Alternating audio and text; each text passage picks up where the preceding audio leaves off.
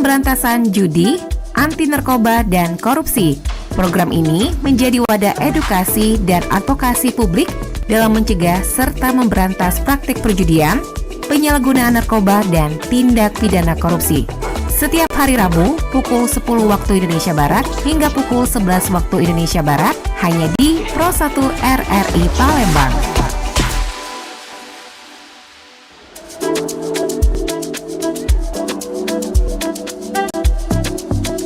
Saatnya Anda mengikuti program Sanksi, siaran pemberantasan judi, anti narkoba, dan korupsi. Sanksi.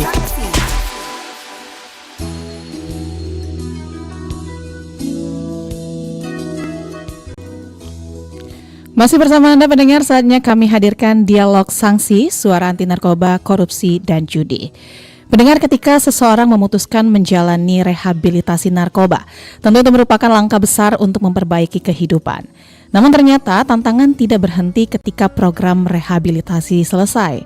Banyak mantan penyalahguna narkoba yang harus menghadapi berbagai tantangan saat kembali ke tengah keluarga maupun masyarakat. Mulai dari stigma, rasa tidak percaya diri dari lingkungan sekitar, kesulitan mendapatkan pekerjaan, hingga godaan untuk kembali bergaul dengan lingkungan lama yang beresiko. Dan mendengar ya, keberhasilan pemulihan ini bergantung pada lingkungan sekitar. Apakah mendukung proses perubahan atau justru malah kembali menjerumuskannya dengan zat adiktif tersebut.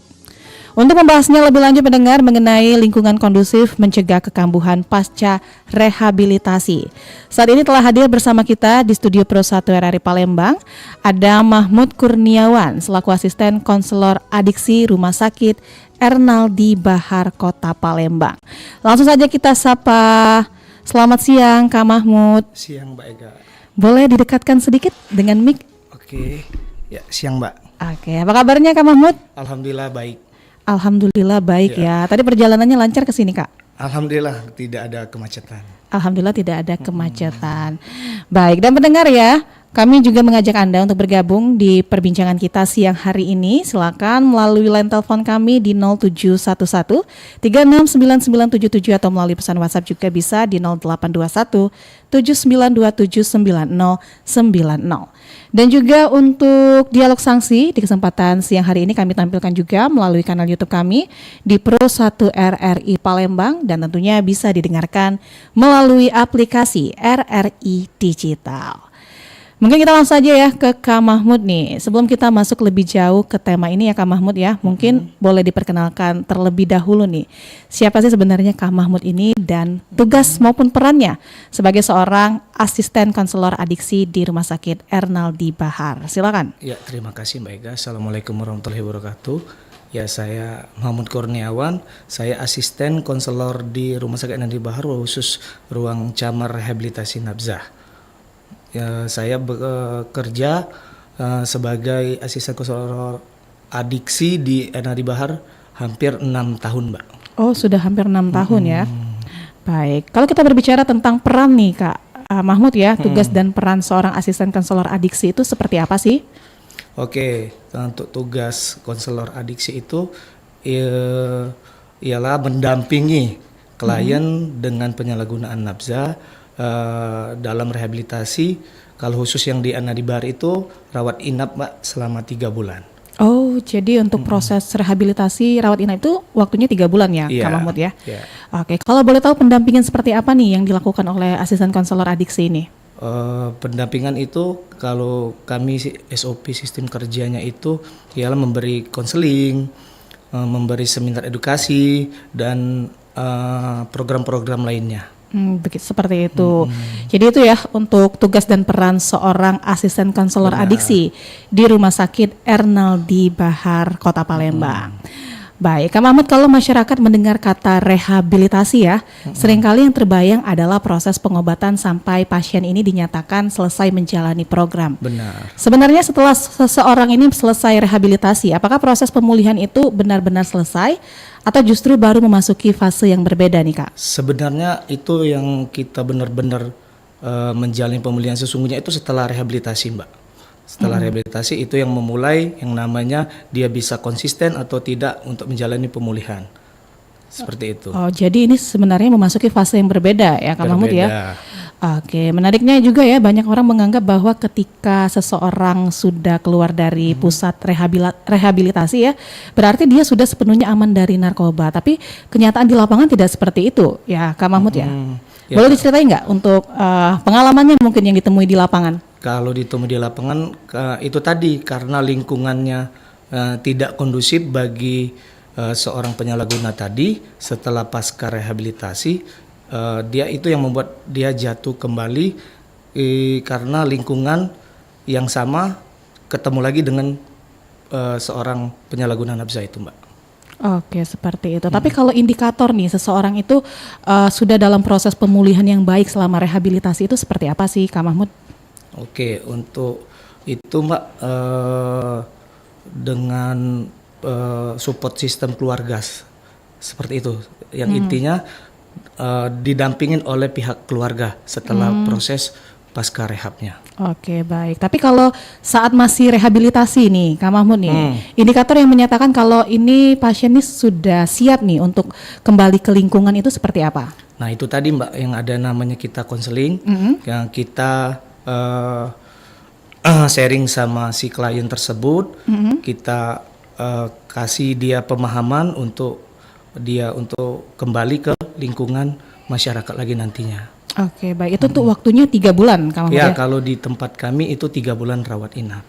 Oke, tapi ada nggak kasusnya 3 bulan tapi masih belum dilihat dari berdasarkan hasil mungkin pemantauan ya, mungkin evaluasi juga, itu belum siap untuk kembali ke lingkungan. Itu ada nggak kasus seperti itu, Kak Mahmud? Banyak ya? ada. Kadang-kadang dari si kliennya atau si pasiennya itu yang masih takut dengan lingkungan. Jadi itu solusinya masih direhab atau mau nggak mau harus keluar tuh?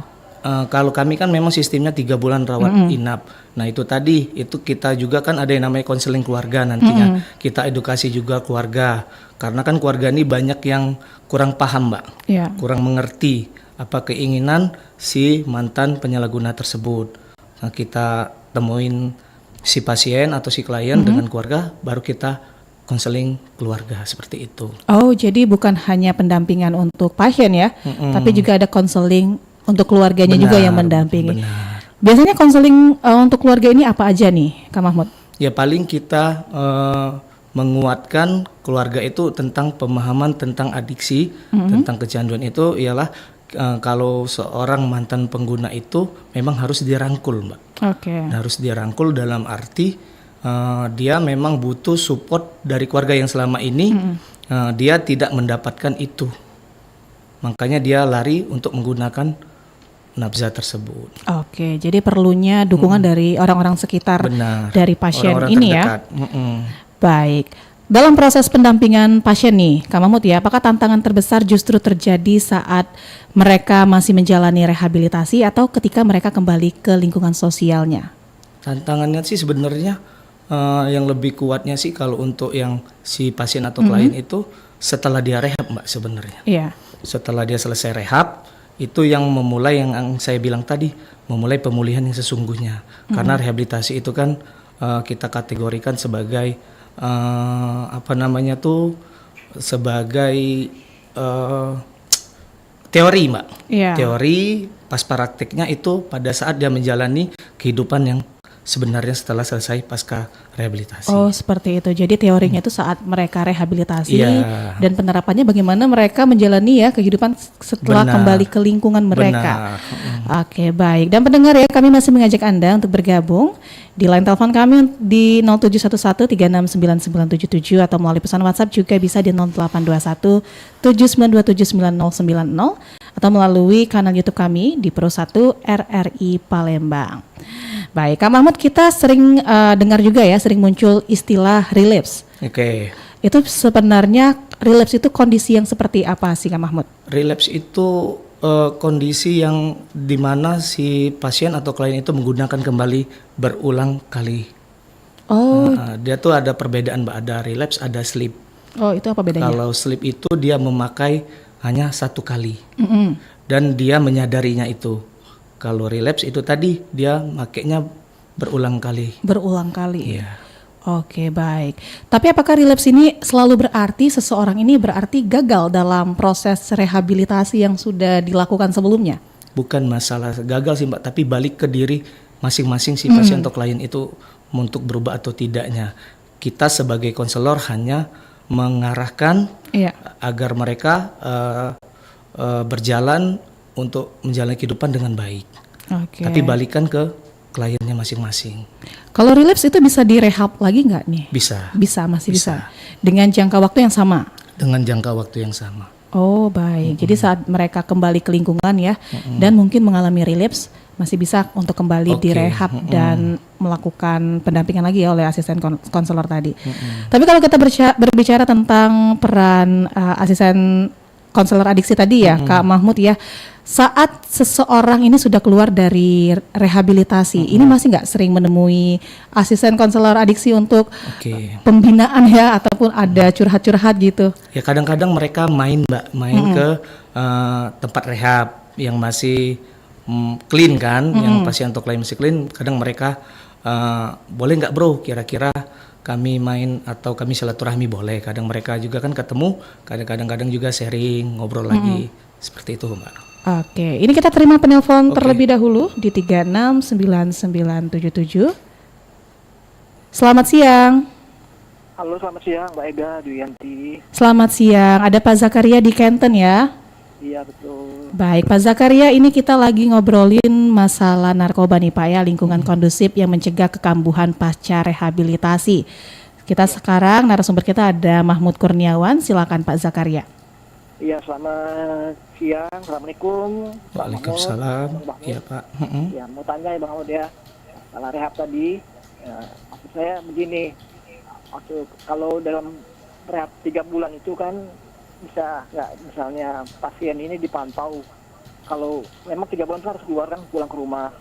Jadi mungkin ada pengamatan dari konselor itu bahwa orang ini kayaknya masih belum bisa dilepas kayak gitu. Jadi maksud saya, bisa nggak misalnya yang bersangkutan itu direhab lagi ya, bukan di ini kan, rumah sakit itu, tapi bisa di pondok pesantren yang seperti dulu yang ada di Jawa Barat itu kan, pondok pesantren yang khusus untuk narkoba kayak gitu kan. Apakah seperti itu bisa dijalankan selama ini? Apa sudah pernah dijalankan lagi seperti yang dulu lagi? Oke, baik. Dia kembali lagi, jangan menggunakan masalah narkoba. Oke. Terima kasih Pak Mahmud. Terima kasih Pak Ega. Assalamualaikum. Waalaikumsalam warahmatullahi wabarakatuh. Baik, terima kasih Pak Zakaria di Kenten ya. Silakan nih Kak Mahmud untuk menanggapi. Oke, bagus sih pertanyaannya tadi kan, kalau selesai rehab kira-kira bisa nggak untuk dilanjutkan, karena keluarga tadi kan masih takut karena pasien tadi takut terjatuh lagi kan Mbak. Betul. Nah itu biasanya sih balik ke keluarga sebenarnya Mbak, karena kita kan cuman mengarahkan si keluarga tadi kalau memang mau bawa ke pondok pesantren atau untuk melanjutkan rehabilitasi, ya itu sebenarnya bisa Mbak, bisa. Tapi itu tadi balik ke si kliennya mau atau tidak. Kalau dengan paksaan biasanya takutnya pemulihannya nanti terganggu, seperti itu. Baik, tapi Kak Mahmud kan udah 6 tahun nih jadi asisten konselor adiksi. Ini ada pengalaman nggak kalau pasiennya ini rehabnya mungkin seperti kata Pak Zakaria tadi ya, ke pondok pesantren gitu? Ya kadang tuh ada Mbak, kadang dari keluarga mengantar ke pondok yang seperti katanya tadi di Jawa Barat kan. Ada juga saya nemuin klien yang seperti itu Mbak. Oke, itu menurut pengalaman Kak Mahmud sendiri ya. Baik, kalau kita masih berbicara tentang relapse tadi ya, Kak Mahmud ya, kan kadang masyarakat ini kan melihat relapse ini sebagai sesuatu yang terjadi tiba-tiba juga. Padahal kan ada proses ya ataupun tanda-tanda tertentu yang biasanya muncul. Kalau tanda-tanda apa nih yang bisa kita waspadai ataupun bisa kita lihat dari proses relapse ini sendiri, Kak Mahmud? Oke, tanda-tandanya itu tadi Mbak. Kan relapse itu kan kekambuhan tuh. Nah, biasanya kalau dari si klien itu ya dia mulai emosi. Nah, itu tanda-tanda secara fisiknya. Iya. Oke, biasanya dia jatuh atau kambuh lagi itu karena biasanya yang kebanyakan saya lihat dari klien itu karena ada permasalahan yang tidak bisa diatasi. Oh, seperti itu. Biasanya solusinya seperti apa nih, Kak Mahmud? Yang diberikan oleh ini ya konselor adiksi. Kami kadang menguatkan si pasien atau klien itu ya dengan tadi kami memberikan seminar tentang dampak buruk dari penyalahgunaan nafza tadi. Misalkan contoh dia menggunakan sabu tadi, dampak buruk dari sabu itu apa sih? Yang sehingga mereka tadi terbuka pola pikirnya, Mbak. Oh, seperti itu. Tapi seminarnya itu di lingkungan rumah sakit. Ya, seminarnya kami bawa ada jadwalnya per hari-harinya, Mbak. Oh, seperti itu. Tapi biasanya kalau di rehabilitasi itu kegiatan-kegiatan apa aja nih, Kak Mahmud, yang biasanya dilakukan ya? Banyak sih, Mbak. Selain kita bawa seminar tadi, konseling, ada grup terapi, ada juga sesi sport activity, ada juga kita religious session ustadznya, dan yang wajibnya kita ibadah 5 waktu, Mbak. Oh, seperti itu ya. Jadi ada sisi spiritualnya juga, psikologisnya juga, dan emosionalnya juga baik. Dan kalau kita berbicara juga ya tentang lingkungan nih yang sangat menentukan juga untuk pemulihan pasien mantan penyalahgunaan narkoba ini ya. Mengapa nih Kak lingkungan ini bisa begitu berpengaruh terhadap keberhasilan seseorang untuk tetap pulih? Nah, itu tadi kadang lingkungan itu sangat berpengaruh. Yang kondusif tadi contoh lingkungan yang baik, teman yang baik, terus juga yang paling pastinya keluarga, Mbak, yang sangat penting karena pola pikir mereka ini yang selama ini kan teman yang negatif itulah yang dianggapnya keluarga selama waktu mereka masih menggunakan. Tetapi setelah mereka pasca rehab tuh biasanya mereka itu dapat perhatian yang lebih dari keluarga yang sebelumnya keluarga itu jadi musuh mereka, Mbak. Oh, seperti itu ya. Jadi setelah direhab ada perubahan pola pikir juga berarti. Benar. Oke, tapi kalau untuk pergaulan nih, Kak Mahmud, apakah masih menjadi faktor dominan juga dalam kasus kekambuhan? Sangat ya. Makanya kita sangat selektif sih kalau memang setelah rehabilitasi kita edukasi si klien dan keluarga juga untuk memilah-milah teman, untuk sebagai pemulihannya jangka panjang. Oke, baik. Jadi dari lingkungan itu termasuk keluarga dan juga pertemanan ya Kak Mahmud. Benar. Ya. Baik, dan Kak Mahmud kita jeda sejenak ya, nanti kita lanjutkan lagi. Dan pendengar yang masih ingin bergabung nanti bisa ya di 0711369977 atau bisa juga melalui pesan WhatsApp kita di 0821 79279090. Tetaplah bersama kami di Pro 1 RRI Palembang, kanal informasi dan inspirasi. Aku Firsa. Dulu aku bahagia banget. Mama dan papa selalu bersamaku. Ada canda, tawa setiap hari. Tapi lama-kelamaan papa mama sering bertengkar.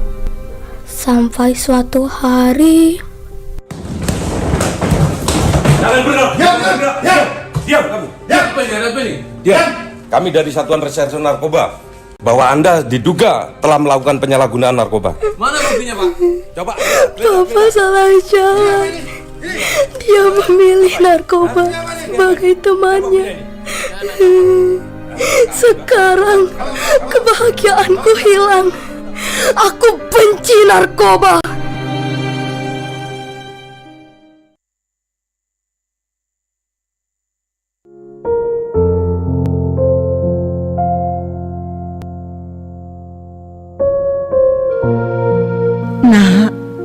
Maafkan ibu ya. Ibu rindu sekali. Ibu sekarang cuma bisa memegang fotomu, Nak. Andaikan ibu bisa terus menjagamu, membimbingmu, kamu pasti tidak akan terjerumus, tidak berakhir seperti ini. Maaf ya, Nak. Narkoba menghancurkan keluarga, merenggut kebahagiaan dan masa depan orang-orang tercinta. Jauhi narkoba.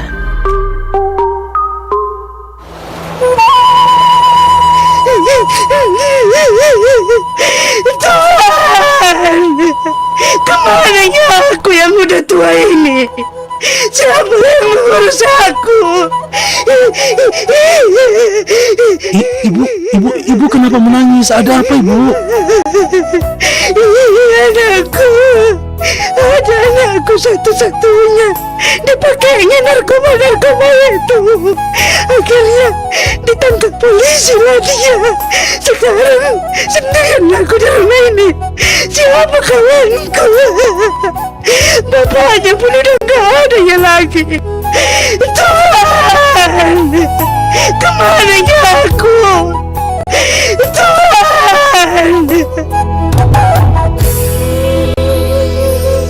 Bayangkan jika itu adalah tangisan ibu Anda. Jauhi narkoba. Pro 1 RRI Palembang FM 92,4 MHz, kanal informasi dan inspirasi.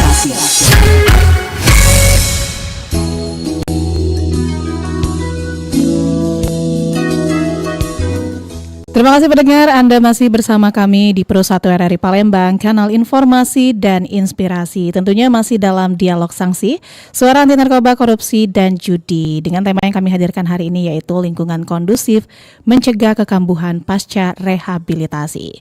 Tentunya kita masih bersama dengan narasumber kita, ada Kak Mahmud Kurniawan, asisten konselor adiksi Rumah Sakit Ernaldi Bahar, Kota Palembang. Kak Mahmud, saya izin bacakan juga ya, ada beberapa pertanyaan juga yang masuk melalui kanal YouTube kami di Pro 1 RRI Palembang. Pertanyaan pertama ada dari @safea. Pak, tanya dong, kenapa banyak tersangka pemakai narkoba itu dipidana penjara? Padahal takutnya mereka nggak sembuh malah makin jadi. Bisa nggak mereka minta rehab saja? Silakan, Kak Mahmud. Untuk yang masalah ini, Mbak, banyak yang tersangka yang di penjara itu sebenarnya bisa direhabilitasi, tapi dengan kalau yang undang-undangnya yang saya tahu, Mbak, di bawah, kalau untuk narkobanya sabu itu di bawah 0,5 itu bisa direhab, Mbak. Oh, seperti itu ya. Jadi sebenarnya yang banyak tersangka itu malah yang mengedarkan. Mengedarkan, benar. Ya, itu tersangka ya, dipidana bisa. Benar. Oke, jadi sebenarnya untuk pemakai narkoba di bawah berapa tadi Pak? 0,5 gram. 0,5 gram Iya. itu sebenarnya Bisa ada direhabilitasi. Oke. Kita beralih ke pertanyaan selanjutnya. Ini masih dari Safea juga nih. Jika mereka direhab, ada kemungkinan nggak mereka sembuh total dari narkoba? Atau malah lebih banyak yang ngulang lagi setelahnya? Seberapa banyak ya persentasenya? Silakan. Oke, kalau untuk mereka bisa pulih atau tidaknya itu persentasenya tadi itu kurang lebih hampir ada 70% itu ada, Mbak. Tapi untuk jatuh lagi itu tadi mereka tadi tidak bisa konsisten terhadap diri mereka. Dengan contoh dengan permasalahan yang mereka hadapi, mereka tidak bisa menghadapinya. Seperti itu. Jadi mereka kembali lagi ya menggunakan narkoba. Oke, baik. Ini kita beralih ke pertanyaan selanjutnya dari @Gia Widianti. Pak, kalau ada anggota keluarga yang mulai menunjukkan tanda-tanda ingin menggunakan narkoba lagi, tetapi menolak diajak konseling, apa langkah pertama yang harus dilakukan oleh keluarga? Oke, untuk langkah pertama itu tadi diajak bicara baik-baik. Kalau memang tidak bisa. Kalau dia secara memang dia emosional segala macam, itu bisa minta tolong di tempat rehabilitasi yang ada di Palembang ini, Mbak. Oh, seperti itu ya. Bisa konsultasi. Itu konsultasinya ya. Tapi kita harus sebagai anggota keluarga itu harus membawa pasien ke rumah sakit ya, Pak? Atau gimana? Kalau di Ernaldi Bahar itu harus wajib dia, Mbak, membawa pasien untuk dia konsultasi dengan dokter SPKJ-nya. Oh, seperti itu. Baik. Kita beralih ke pertanyaan selanjutnya. Terus juga gimana nih cara keluarga mengajak mantan pengguna narkoba berdiskusi tentang kekhawatiran mereka tanpa membuat yang bersangkutan merasa dihakimi? Mungkin ya keluarga ini agak segan juga mau kasih beberapa pencerahan mungkin ya. Kak Mahmud ya, ini gimana nih cara yang tepat untuk berkomunikasi? Untuk cara yang tepat itu tadi dengan cara berbicara dengan baik, tidak menjudgment, tidak terlalu berbicara kasar. Sebenarnya mereka mau mendengarkan kalau kita berbicara dengan baik, Mbak. Oh, berbicara dengan baik kuncinya. Oke, seperti apa nih contohnya nih Kak Mahmud? Misalkan contoh nih sedang kenapa nih sekarang kayaknya gundah gulisa. Misalkan contoh, oh ya sedang ada rasa keinginan mau make. Ya udah, kita duduk bareng dulu. Coba jelaskan. Nah, seperti itu Mbak contohnya Mbak. Kita merangkul, kita berakajak berbicara, duduk bareng. Seperti itu. Baik, kita terima penelpon kembali Kak Mahmud ya. Oke. Selamat siang. Halo, selamat siang. Selamat siang. Dengan siapa di mana? Dengan Rebecca di Polygon. Rebecca di Polygon, silakan Mbak Rebecca. Mbak, saya tuh pernah lihat salah seorang, bisa dibilang tetangga saya yang melakukan kegiatan mapping gitu Mbak. Jadi ini anak-anak bisa kita bilang di bawah umur, mungkin anak-anak remaja yang melakukan kegiatan mapping. Nah, ini juga cukup meresahkan masyarakat sih sebenarnya. Jadi gimana Mbak ya ke depannya yang harus kami lakukan sebagai tetangga-tetangga mereka ini? Terima kasih Mbak. Oke, baik. Itu saja Mbak Rebecca. Oke, sudah terputus. Terima kasih Mbak Reka ya di Polygon, silakan. Oke, yang dari Mbak Rega tadi ya Mbak ya? Iya. Itu biasanya kita sebagai warga ya kita juga harus koordinasi Mbak. Koordinasi dengan keluarga yang pakai tadi, dan juga kita libatkan juga RT Mbak. Agar tidak terjadi hal-hal tidak diinginkan. Oke, jadi sebenarnya langkah pertama itu melaporkannya terlebih dahulu ya? Jadi kita melaporkan juga ke keluarga dan ikut yang namanya tadi perangkat RT tadi Mbak. Oh seperti itu, harus baik. mengetahui. Oke, baik. Dan pendengar ya yang masih ingin bergabung bisa di 0711369977 atau melalui pesan WhatsApp juga di 082179979090. Baik, Kak Mahmud, kalau boleh berbagi pengalaman nih ya Kak Mahmud ya, apakah ada pola tertentu yang biasanya terlihat pada keluarga yang berhasil mendukung pemulihan anggota keluarganya?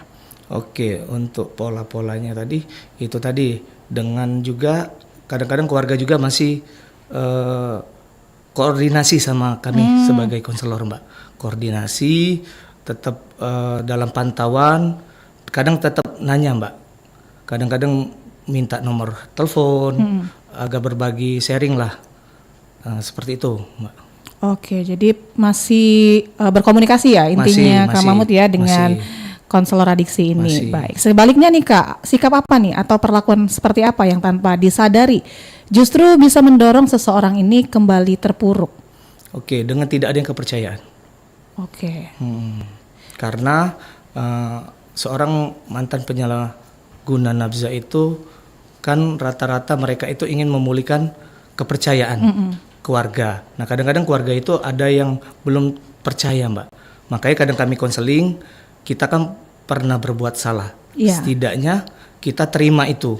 Kadang-kadang ada yang pasien atau klien itu yang belum menerima. Oh, aku ini udah berubah loh, aku ini nggak pakai lagi loh. Tetapi kenyataannya tetap ada yang keluarga ini yang menjudgment tetap karena kurang kepercayaan tadi. Oke, jadi rasa percaya kuncinya Kak Mahmud benar. ya. Tapi ada juga keluarga yang terlalu membebaskan, ada juga yang terlalu mengawasi mungkin. Benar. Ini sebaiknya pendampingan yang benar ini seperti apa dari keluarga? Untuk yang paling baik itu sebenarnya kita jangan terlalu mengekang lah.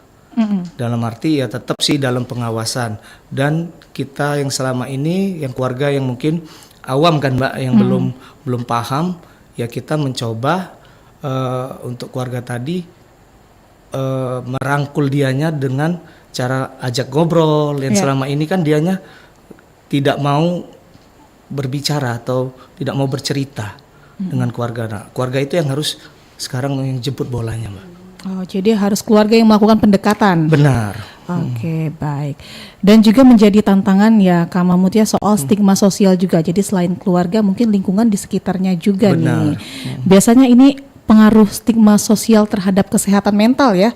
Khususnya untuk mantan pengguna narkoba ini seperti apa sih Kak Mahmud? Nah, untuk yang stigma tadi kadang-kadang juga balik ke lingkungan yang kadang-kadang masih dijudgement kan Mbak. Dari masyarakat segala macam. Intinya yang kalau kami kalau saya sendiri sih kadang memberi konseling kepada klien saya, lakukan saja hal-hal yang baik daripada jadi pikiran yang membuat kita jatuh kembali. Jadi lakukan hal baik, maka hal-hal baik itu pasti menghampiri. Misalkan contoh Mbak, ya udah lakukan yang selama ini yang diambil pada rehab itu, misalkan contoh dia sholat 5 waktu. Nah, kita tekankan tetap konsisten 5 waktu. Kadang-kadang dia kan berjamaah nih kalau rehab nih, berjamaah. Nah pada saat dia balik tuh dia ngerasa dia mau misalkan contoh mau ke masjid atau ke musola, dia agak berat karena itu tadi sudah ada adjustment dari masyarakat sekitar. Paling yang kami kuatkan, yang kami support, kami kasih motivasi itu tadi, terserah orang mau bilang apa. Yang intinya pada saat kita terpuruk, yang mensupport itu keluarga. Oke, baik. Kita beralih ke pertanyaan yang masih ada ya, masih masuk di kanal YouTube kita di Pro 1 Palembang dari @pratamaanggara12. Saya punya keluarga yang sudah direhabilitasi, tetapi teman-teman lamanya masih sering menghubunginya. Gimana cara keluarga untuk membantu memutus lingkaran pergaulan yang beresiko tanpa bikin dia ini terasa dikekang? Oke, dengan cara ganti nomor, Mbak. Ganti nomor itu yang salah satu yang efektif karena kalau tetap dia ada nyimpen nomor-nomor teman yang lama, dia bisa juga mengakibatkan nanti dia menghubungin. Oke. Tapi sejauh ini Kak Mahmud ada nggak cerita-cerita nih dari pasien-pasien Kak Mahmud nih tentang mungkin keresahan mereka yang teman-temannya selalu menghubungi kembali dan minta saran dari Kak Mahmud, itu ada nggak? Kadang-kadang ada, Mbak. Kadang-kadang ada teman satu rehab. Dia sendiri yang sewaktu sama-sama rehab menelpon kembali, tapi yang temannya itu sudah relapse, sudah kambuh. Nah, itu yang kadang-kadang buat trigger, timbul keinginan si klien tersebut. Nah, paling itu tadi yang saya tekankan, tidak usah diangkat dan tidak usah dihiraukan. Oh, seperti itu ya. Jadi atau kuncinya, blokir kan. Jadi betul-betul memutus komunikasi. Mata rantai ya. Oke, baik. Ini pertanyaan selanjutnya masih dari Pratama Anggara tadi ya, Kak Mahmud ya. Apakah agama ini jadi faktor juga ya orang ini menggunakan narkoba? Mungkin katanya ada yang kurang kurang dekat gitu sama. Tidak juga sih, Mbak, sebenarnya itu tadi kalau kecanduan ini balik ke diri masing-masing. Ke diri masing-masing. Ya, dia mau berubah atau tidaknya. Kalau agama itu kan sebenarnya itu kan kita lakukan itu kan ibadah. Misalkan contoh, itu kan wajib. Nah, balik ke yang adiksi tadi, bukan kurangnya agama atau apa, tapi kurangnya itu tadi yang dianya belum mampu untuk konsisten untuk kembali bermasyarakat. Nah, itu tadi balik ke yang lingkungan yang kondusif tadi agar dia tidak kambuh, itu balik ke keluarga tadi, Mbak. Oke, baik. Tapi untuk pasien nih yang sudah selesai menjalankan masa rehabilitasi ya Kak Mahmud ya, ada kegiatan-kegiatan atau rekomendasi aktivitas positif nggak yang bisa mereka lakukan nih agar bisa jauh dari narkoba kembali? Ya paling ini kita ada yang namanya kalau di rehab itu kan vokasional untuk skill, Mbak. Kemampuan dia apa sih? Misalkan dia di bidang olahraga, misalkan juga dia ada di bidang tanam-menanam, bisa melukis.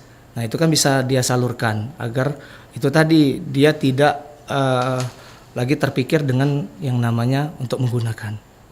Oke, jadi diisi dengan kegiatan-kegiatan yang memang mereka sukai ya. Iya, benar, yang mereka hobi kan. Iya, tapi saat masa rehabilitasi itu biasanya ada nggak kayak aktivitas-aktivitas seperti itu nih? Ada, kita kalau khusus di Ernadi Bahar kita ada yang namanya sport activity. Untuk olahraganya kita ada yang namanya futsal, badminton, kayak itu kan tenis meja, itu ada.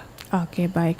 Tapi kalau untuk direhabilitasi ya Kak Mahmud ya, ada nggak itu wajib 3 bulan atau sebelum 3 bulan ada yang sudah boleh pulang gitu? Enggak, wajib, Mbak. Wajib 3 bulan ya? Dari pertama dia masuk untuk ngurus administrasinya wajib 3 bulan. Oh, wajib 3 bulan. Baik, untuk pendengar ya, kita masih ngobrolin nih masalah tentang narkoba, tentang lingkungan kondusif, mencegah kekambuhan pasca rehabilitasi. Kami masih mengajak Anda juga untuk bergabung melalui line telepon kami di 0711369977 atau melalui pesan WhatsApp juga bisa di 082179279090. Dan tentunya silakan juga untuk meninggalkan komentar ataupun pertanyaan ya melalui kanal YouTube kita di Pro 1 RRI Palembang. Baik, kita terima pertanyaan juga nih Kak Mahmud ya dari WhatsApp. Keluarga saya ada yang sudah pulih tetapi sering mengeluh merasa dijauhi teman-temannya karena masa lalunya. Gimana cara membantu meningkatkan rasa percaya dirinya? Ini dari Bu Lilis di kilometer 12, silakan. Untuk mengembangkan kepercayaan diri dia lagi, itu tadi Mbak, dengan ajak dia ngobrol lagi. ajak dia ngobrol, beri dia motivasi kalau dirinya itu untuk saat ini udah memang benar-benar clean dan dia bisa untuk beradaptasi lagi, Mbak. Jadi intinya harus ada yang namanya dari keluarga yang saya bilang tadi untuk memberi motivasi yang lebih. Oke. Tapi kalau ada seseorang nih, Kak Mahmud ya, yang menunjukkan pasien tadi ya, yang menunjukkan gejala ingin kembali menggunakan narkoba nih, tanda-tanda awal yang sebaiknya dikenali keluarga ini seperti apa? Bermacam-macam itu. Kalau khusus yang contoh pengguna sabu, Mbak, tanda-tanda awalnya dia emosional. Emosi sudah pasti. Kalau dia sudah kambuh atau dia relapse lagi, itu biasanya kalau sabu itu dia tidak tidur. Dan tidak tidur dan dia tingkat kecemasannya tinggi. Seperti itu. Oke, itu yang sebaiknya dilakukan keluarga pertama kali apa nih? Kalau untuk itu kan sebenarnya, Mbak, rasa keinginan atau trigger itu muncul per sekian menit. Nah, biasanya kalau kami edukasi dengan cara bisa ambil uduk atau ajak pergi. Ajak pergi atau jalan itu hilang, Mbak. Oh, seperti itu ya. Jadi dialihkan fokusnya ya, mungkin. Jangan dia dibuat dia dengan sendirian. Jangan dia berpikir kalau tidak ada tempat untuk dia cerita, seperti itu. Oke, baik. Kalau kita berbicara untuk membangun lingkungan kondusif, Kak Mahmud dukungan seperti apa nih yang sebenarnya dibutuhkan oleh mantan pengguna narkoba ini kalau dari sisi lingkungan masyarakat?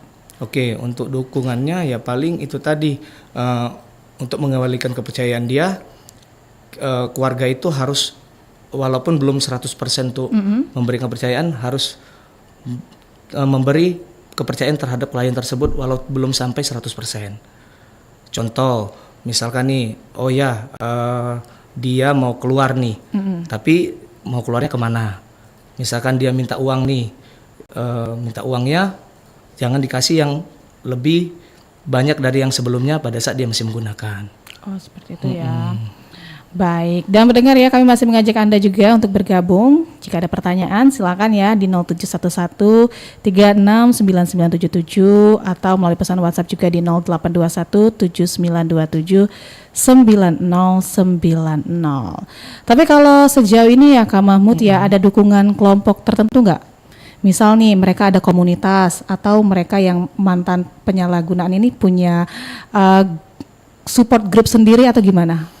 Ya, sejauh ini yang pernah saya dengar juga, kadang ada mantan klien kan, klien atau pasien itu ada yang membuat grup, buat grup, misalkan contoh grup pemulihan, mereka melakukan hal-hal yang positif, kadang juga mengundang konselor, itu ada, Mbak. Ada ya? Misalkan mau ngajak ngopi bareng, makan bareng, sambil diskusi kan, seperti itu kadang, Mbak. Oh, dari konselor itu sangat welcome ya? Sangat, kami sangat welcome. Oke, tapi biasanya ada permasalahan-permasalahan yang diceritakan atau gimana nih kalau ya, kadang-kadang ya itu tadi permasalahannya tadi ada yang masih kadang ada yang sugesti, tapi tetap di jalur clean kan. Ada juga yang temen yang tadi ngajak seperti itu, sharingnya seperti itu, Mbak. Oke, jadi masih ada sharing-sharing ya, walaupun sudah nggak direhab lagi nih di rumah sakit. Baik, kalau kita melihat kondisi saat ini ya Kak Mahmud ya, apa yang menurut Kak Mahmud masih perlu diperbaiki dari cara pandang masyarakat terhadap mantan penyalahguna narkoba ini? Oke, untuk cara pandangnya ini yang di masyarakat ini kebanyakan nih banyak yang belum mengetahui ini, yang awam dengan mereka tidak percaya, Mbak, kalau seorang pecandu itu bisa untuk berhenti pakai. Yang mereka pikir pasti nanti make lagi kok. Itu tadi mereka terlalu menjudge tadi, Mbak. Jadi intinya pandangannya berilah kepercayaan walaupun ibaratnya tadi kepercayaan tadi belum yang saya bilang tadi 100%. Kepercayaan itu sangat penting untuk membangun mantan penyalahguna nafsa itu untuk tetap dalam pemulihan yang konsisten. Oke, jadi kuncinya tadi rasa percaya ya Kak Mahmud ya. Oke, kita terima pertanyaan juga nih dari WhatsApp, ada Rizal di kilometer 5. Apakah mantan pengguna narkoba yang sudah rehabilitasi boleh langsung kembali bekerja atau sebaiknya menjalani masa pendampingan tertentu terlebih dahulu? Oke, tergantung, Mbak. Kalau kliennya itu udah siap untuk menjalani dunia kerja lagi, ya tidak apa-apa, Mbak. Tidak apa-apa ya. Tapi sebenarnya saat keluar dari masa rehabilitasi itu belum tentu siap kembali ke lingkungan atau pasti sudah siap kembali ke lingkungan? Ada yang belum siap, ada yang siap, Mbak. Bagaimana itu cara membedakannya, Kak Mahmud? Kadang yang belum siap itu tadi, ada yang masih, bro, kayaknya kayak mana ya bro, aku nih belum siap untuk kembali ke rumah, seperti itu. Paling kami mengarahkannya, karena kan waktu untuk rehabilitasi di Nadi Bahar itu 3 bulan. Ya paling kami mengarahkan ya paling kalau memang itu ya sharing-sharing aja, seperti itu. Atau main ke sini untuk menjauhkan rasa sugesti atau trigger tadi, Mbak. Oke, baik. Di era sekarang ya yang sangat dekat dengan digital nih, Kak Mahmud nih, apakah media sosial ataupun konten digital tertentu ini juga bisa menjadi pemicu nih untuk keinginan menggunakan narkoba kembali? Benar, kadang-kadang itu yang buat pemicu, Mbak. Kan karena sekarang kan sudah banyak nih untuk medsos kan, nah itu yang buatnya. Apalagi sudah sekarang nih untuk yang judi-judi online kan sudah ada semua kan. Nah itu berhubungan tuh kalau untuk nabza khususnya sabu tuh berhubungan yang namanya judi online. Oh seperti itu ya. Tapi kalau dari konselor itu ada semacam edukasi khusus nggak? Ada trik, ada trik tertentu pada saat itulah tadi pada saat kami konseling atau kami memberikan seminar edukasi. Oke, jadi ada di era digital ini ya perlu diwaspadai juga. Jadi tentunya memberikan sosialisasi dan edukasi juga untuk pasien ataupun mantan pengguna narkoba ini. Baik Kak Mahmud, karena lintas waktu juga ya hampir menunjukkan pukul 11 waktu Indonesia Barat.